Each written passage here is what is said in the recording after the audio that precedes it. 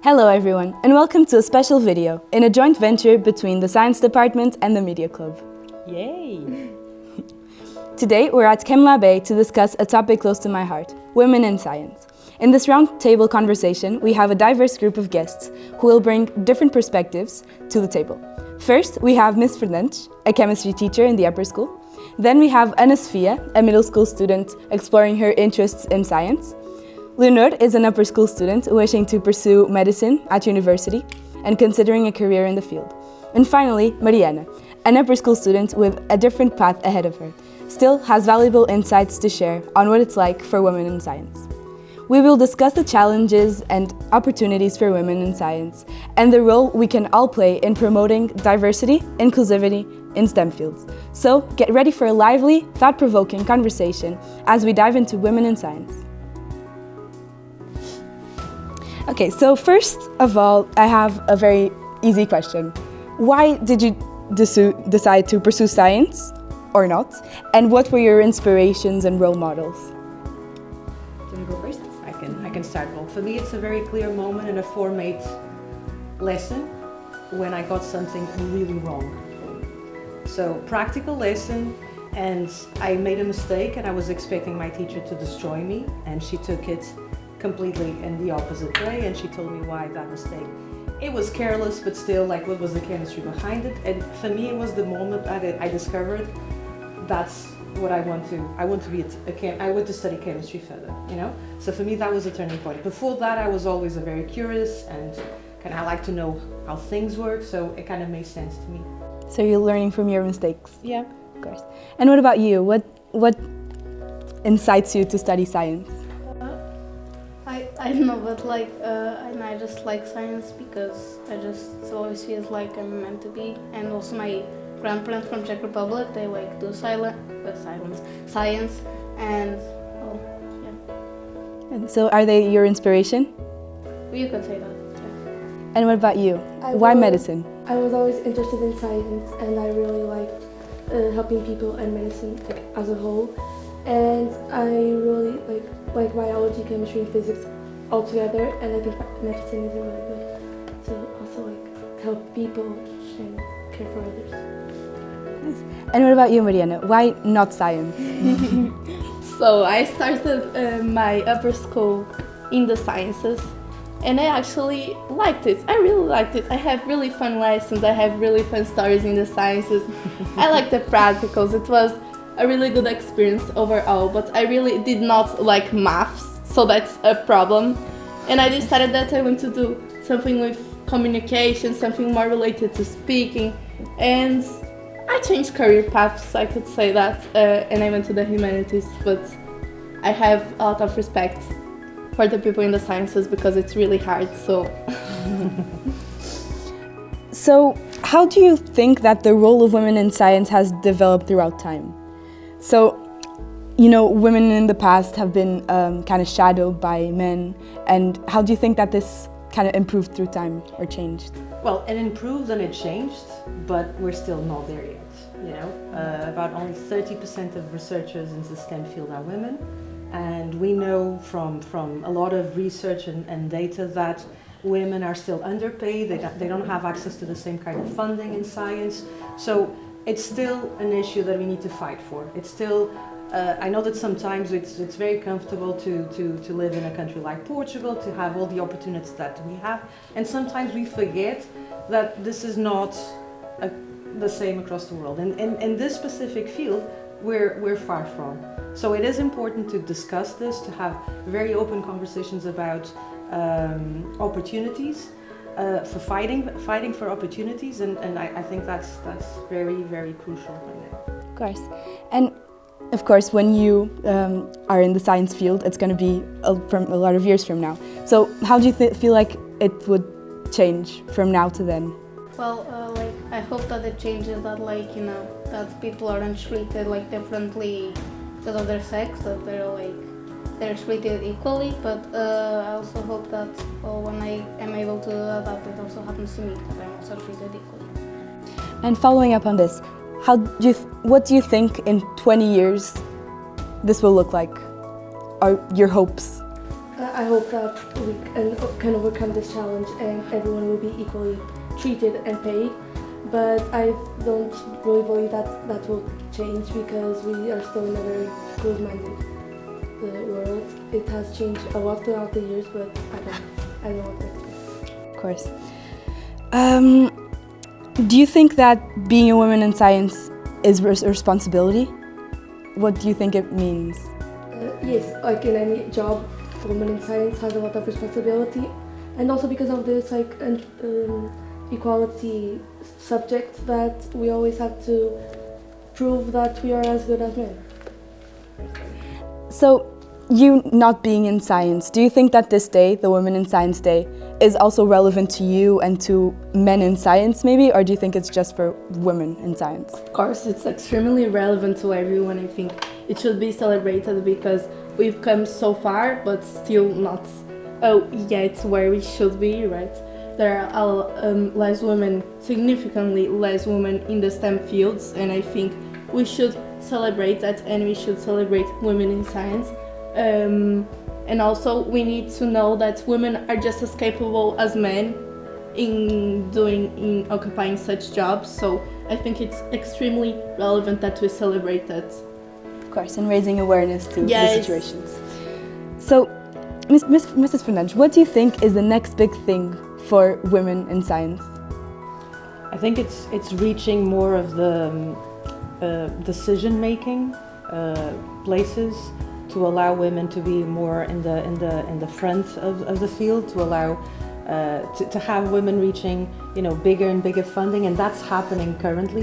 You have fields of development like batteries for electric cars and fuel alternatives where you have like names popping out that like biochemistry, the pharmaceutical companies. You have more and more women standing out from the crowd, and I think that's the path, is to have to make our way through it. And as Leonor said, it almost like it seems like we always have to prove something when that shouldn't be happening. There's always I feel that when women are facing the moment where they have to take a leadership position, there's always dilemmas. Family, discrimination.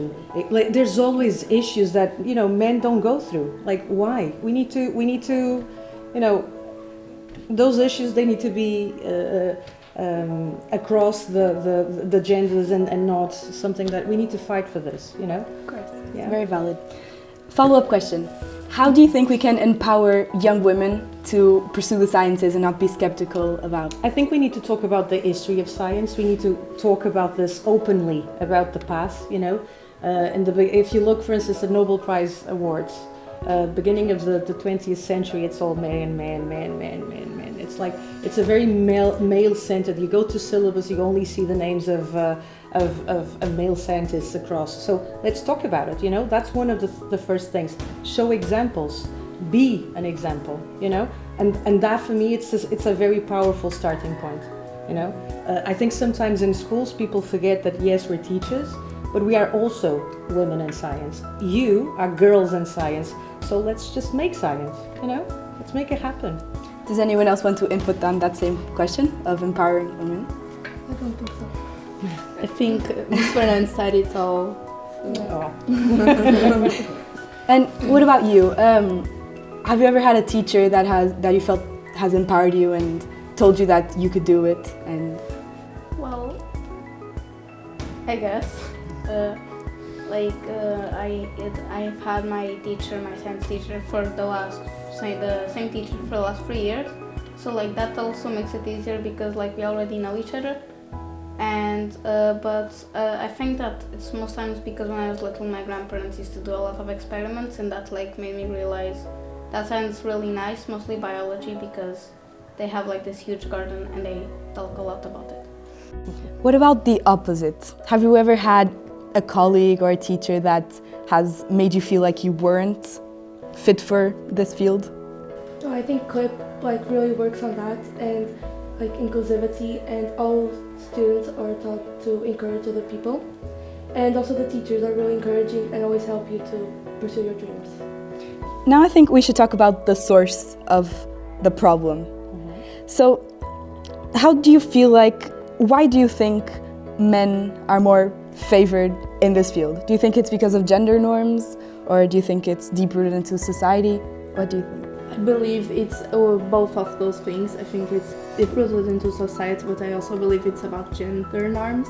As Miss previously said, they doubt a lot of women because they have families and can't hold leadership positions. So I believe it's because of that, and I also believe it's historical. Like women did not have access to education and to jobs to a really long amount of time, and now it's really important that they are occupying STEM fields, occupying positions in STEM fields. So I agree. Does anyone else have any ideas? Mariana was saying, like, it seems like men also have families, but I think what the families and other obstacles, it seems like when it's a woman taking a certain position, it's always how are you going to handle that in the same way, you know? So that doubt for me, it's what concerns me, you know? No, Yes. we should all be given the same opportunity. It's not like, I agree as I with said you. before, we have to prove something else, you know? If you have the same CV, if you have the same path, it seems that it's harder for us, but it shouldn't, you know. And also, there's always the perspective, the point of view of women that is going to be different from the men. So the richness of combining those is, I think, it's where we should when we're not fighting for a field of the science just like run by women, but run by human beings that kind of clever and know what they're doing and Finding a balance. Exactly. and having diversity in terms of perspectives is really important in the science field. So I think it's really important. And that's how you make things happen, you know, faster, more creatively. And then, of course, if you think about all the concerns that you have to have in science in terms of environmental impact, all of the things, economical impact, you know, the more, the merrier. You know? So. Yeah. So, do you think media or pop culture has anything to do with this? With this stereotypes and the gender norms? Maybe because, like, you know, women were always classified as people who, like, always want, like, makeup and, like, dresses and stuff, instead of, like, wanting to have a job and to, like, build a career. So, for example, so, like, maybe it has quite like affected a bit. Of course, and even since you were a child, like your first idea of what to give a girl a gift, it's a Barbie doll, and for a boy, it's a technical kit with Legos, and maybe girls also want these Lego kits. And But can I just add on to that, and it kind of it's a broader approach to. There's a stereotype about the scientists, you know, and if you ask kids what like to draw a scientist, it's going to look like Einstein wearing a lab coat, right? That's the stereotype. It's never a young lady, you know. It's always the crazy hair scientist dude, you know. So that's part of the stereotype that we need to destroy, and that's part of the work. For instance, in a school, it's so important. And maybe if you go to lower school and start asking kids, picture a scientist. Maybe they'll start actually making drawings of the mother, or the aunt, or the science teacher, you know. So that's changing, and we just need to keep it going. So the stereotype in science is just it is wider than just the women in science that are not being represented, you know. I was going to ask how can we change that, but I think you've already answered it. So that's it. Thank you so much. This was a very insightful conversation, and happy Women in Science Day. Thank you. Thank you.